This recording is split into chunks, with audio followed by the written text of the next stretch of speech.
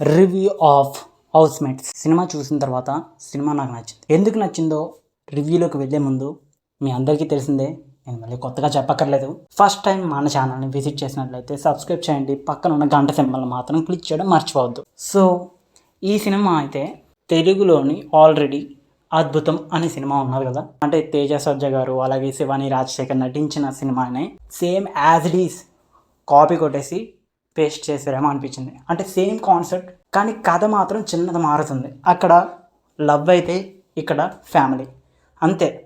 Remaining cinema concepts కానీ techniques కానీ story కానీ సేమ్ ఎలా ఉన్నదో అలాగే కొట్టేశారు. అద్భుతం, హౌస్మేట్స్ ఈ రెండు సినిమాలు ఒకటే అనిపిస్తుంది. ఎందుకంటే ఈ సినిమా నేను ఓటీటీలో చూసాను హౌస్మేట్స్. దీని ప్రీవియస్ అంటే మన తెలుగులోని ఇది ఒక తమిళ సినిమా హౌస్మేట్స్ అనేది. అద్భుతం తెలుగులోని అవైలబుల్గా ఉన్నది జియో హాట్‌స్టార్లోని.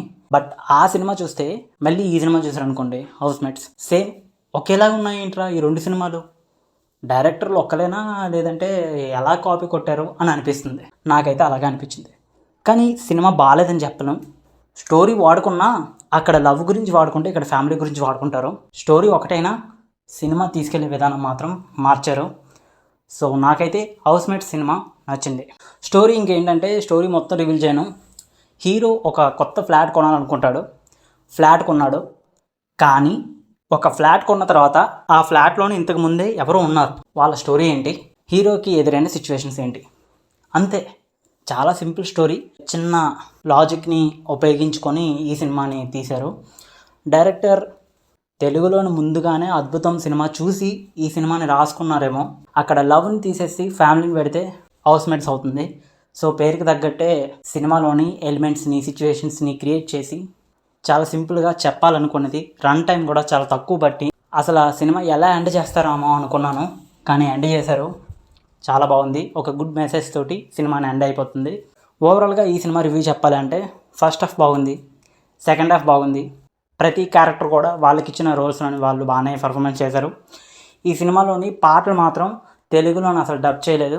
యాజ్ డి తమిళ్లోని ఎలాగ ఉన్నాయో అలాగే వదిలేశారు. ఎందుకంటే తెలుగులో డబ్ చేస్తే ఇంకా దరిద్రంగా ఉంటాయి. అందుకనేమో దరిద్రంగా ఉండకూడదని తమిళ్లోనే ఉన్న పాటలు తమిళ్లోనే ఉంచేశారు. ఇది ఒక తమిళ సినిమా, తెలుగులో డబ్ అయిందని ముందే చెప్పాను కదా, అందుకనేమో. సో పాటలు కూడా పర్వాలేదు, తమిళ్లోనే బాగానే ఉంటాయి కాబట్టి వినడానికి. ఇంకా డైరెక్టర్ సక్సెస్ అయ్యారు. తను చెప్పాలనుకున్న పాయింట్ తోటి క్లారిటీగా కథని నడిపించడంలో డైరెక్టర్ సక్సెస్ అయ్యారు. మ్యూజిక్ బాగానే ఉన్నది, ప్రొడక్షన్ వాల్యూస్ బాగానే ఉన్నాయి. ఈ సినిమాకి ఒక విచిత్రమైన పాయింట్ ఏంటంటే ఈ సినిమాని ప్రొడ్యూస్ చేసింది శివకార్తికేయన్. హీరో శివకార్తికేయన్ ప్రొడక్షన్లోని వచ్చిన మూవీ ఈ హౌస్మేట్స్ ఎప్పుడు థియేటర్లో రిలీజ్ అయిందో నాకు తెలియదు, కానీ డైరెక్ట్లోని రీసెంట్గా రిలీజ్ అవ్వడంతో నేను చూశాను. అందుకని ఈ సినిమా నచ్చింది. ఎనీవే, మీరు కనుక హౌస్మేట్స్ సినిమా చూడకపోతే సినిమా చూసి మీ ఒపీనియన్ని కామెంట్లో పెట్టండి. ఇలాంటి మరిన్ని రివ్యూల కోసం మన ఛానల్ని సబ్స్క్రైబ్ చేయండి, పక్కన ఉన్న గంట సింబల్ని మాత్రం క్లిక్ చేయడం మర్చిపోద్దు. వీడియో నచ్చితే లైక్ చేయండి, షేర్ చేయండి. చెప్పగలదనుకుంటాను. Signing off movie talk V Telugu channel.